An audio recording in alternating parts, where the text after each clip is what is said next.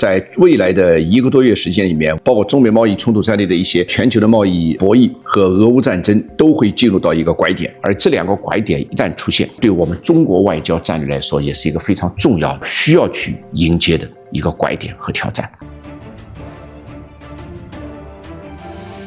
亲爱的各位大家好，欢迎各位收看今天2025年5月13号星期二这期广播出的战略分析视频。今天2条线索，一个是中美贸易暂时柳暗花明的后续，第二个呢是后天马上要在伊斯坦布尔展开的俄乌双方的一个直接的会谈。那么美国总统特朗普正好今天呢也启程前往中东3国访问，他自己说了，他说后天如果有时间的话，也许他的一下会拐到伊斯坦布尔去亲自参加那个峰会。所以未来几天这个俄乌局势也令我们非常的关注。从整体上来说，我个人觉得这个在未来的1个多月时间里面，无论是贸易，包括中美贸易冲突在内的一些全球的贸易博弈和俄乌战争都会进入到一个拐点啊。那么大家要密切关注。好，我们长话短说，先回归到第一个主题啊，就是昨天24小时之前，大家知道中美终于达成了一个阶段性的策略性的一个妥协方案。但昨天我在视频当中和大家讲了，大家绝对不要掉以轻心，中美之间的恶战，中美之间的硬骨头才刚刚开始，而且这个90天时间有可能会延长到180天，就是之前我们是预判的3到6个月。那么作为企业，一定要利用这个所谓的这个小阳春，赶紧进行转，此时不转更待何时啊？这里面当然这个分几个方面，一个是直接对美贸易受损的企业赶紧这个无论是转市场、转供应链，还转产品等等另外还有一些呢是不直接受到这个影响的一些企业，还有当然这个未来中美的长期的包括贸易博弈在内的整个的经济和战略博弈都是长期的，所以对未来的中国的哪怕和中美贸易一点关系都没有的中国的制造业、中国的服务业、中国的无论是中高低端的科技业，其实都要做好一个转型的准备。那么说到这个呢，朋友们可以关注4天之后，就5月17号，我们在深圳前海又举行了一个有关这个转型的一个思想论坛，这个主题就叫全球变局加科技革命下的企业和社会决策革命一个研讨会，届时我们将全网直播。好，那么这个在中美的这个贸易现在不叫贸易战，现在叫贸易博弈背后呢，其实还是有些事情要令人关注。首先美国可能会如何出招，同时中国可能会如何反应。现在已经有一些智库学者已经认为，下一步美国可能会除了在贸易问题上和中国进行短边相接的这个冲突之外，很可能会利用科技限制生产链的限制等等而一旦当他几乎把他主要的供应链都撤出中国之后，也就是他重新再对中国进行打压的时候了。那当然美国方面也有担心，他认为这个如果说等到中国经济缓过来之后，也许也是中国对美国再次进行强硬的时候了。所以说明中美之间现在只是一个策略性的暂时的回暖，就像我说的，在股票下行过程当中的一个策略性的回暖，双方的战略互信一点都没有。那么相反倒是欧盟昨天跟中国谈完之后，然后特朗普马上发表了一个讲话，这里面讲话有很多的信号。首先第一个呢，他说 EU is nastier than China 就是说欧盟比中国要调皮很多要狡猾很多，说明欧盟一个是27个成员国要汇总成一个声音不太容易，第二个呢，欧盟毕竟和在美国打交道，包括在贸易秩序上打交道也老谋深算了，所以在特朗普的眼里看起来，这个欧盟比中国更难打交道，这个当然他一家之言但是与此同时，对我们来说，一方面未来一段时间要进入到和美国的贸易的博弈，甚至是贸易的战略博弈3到6个月，甚至超过180天都为可知。第二个呢，这次的这个整个的贸易柳暗花明这个一方面是显示着中国的谋略中国的果敢，中国的勇气，另一方面呢，在把美军打回38线之后，打引号说其实对我们自己来说也回归到了一个相对比较有利的位置。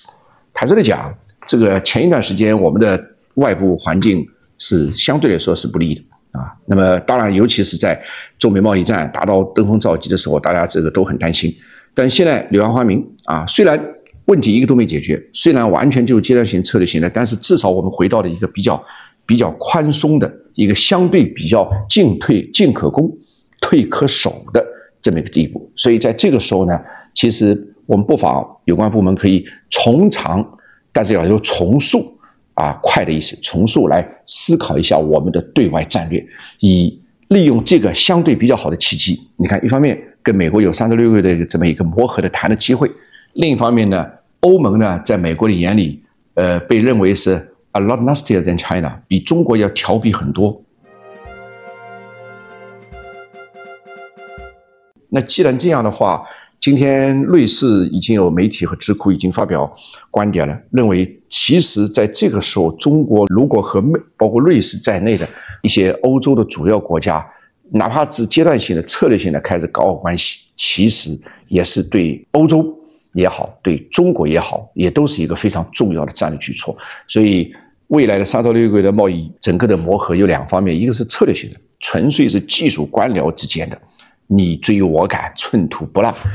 另一方面呢，我们也可以从长远的，从中国，因为现在是回归到一个相对比较有利的战略位置，如何使未来几年中国的外部环境能够有一个进可攻退可守的这么一个环境。同时我个人认为，其实假如说我们还是那样，如果能够适度的淡化2个，一个是在外部淡化和目标国家的战略冲突，同时适度的淡化意识形态冲突，这个无论如何对中国未来构建一个，无论是外部的环境，还是构建一个我们内部自己的营商环境，无论如何都是有好处的。我想这是第一个啊。那么当然，这个特朗普有时候这个说话，他旁边的官僚们要不断的给他纠正的。他昨天完了以后，他说昨天达成的这个意见很好，这个对中国的和平和统一是有利的。哇，